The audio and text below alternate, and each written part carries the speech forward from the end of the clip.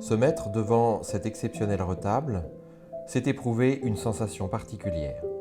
Ce retable, posé originellement sur un autel, au fond du chœur d'une église ou d'une abbatiale, ne peut que nous saisir. Une première question se pose, mais où sommes-nous ?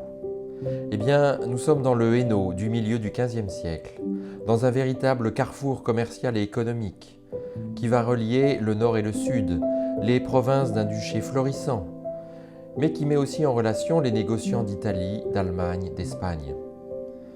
Les personnages sont vêtus d'étoffes précieuses dont les riches marchands de Gand ou de Bruges faisaient la réputation de ces villes en fournissant les cours de l'Europe entière. La composition structurelle de cette œuvre est au service d'un message à destination du fidèle. Aucun des acteurs de ce retable ne nous regarde. Tous ont la tête tournée vers le bas. Au centre, deux lignes parallèles obliques guident le regard de la gauche vers la droite, tombant vers le bas. Et soudainement, on rencontre un seul personnage qui, lui, a les yeux levés, qui fait obstacle à ce repli sur soi. L'attention va alors se porter sur le Christ au centre, qui a une main posée à terre, et l'autre glissée derrière la tête de Marie, touchant la croix.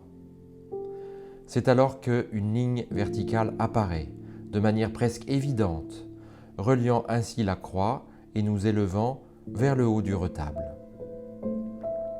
Il y a là une invitation vers la Jérusalem céleste qui est ici placée en hauteur. Tout porte à ressentir la pesanteur de la mort, mais si l'on se laisse guider par les constructions des lignes, l'iconographie renvoie, par-delà le mystère exposé, vers une transcendance.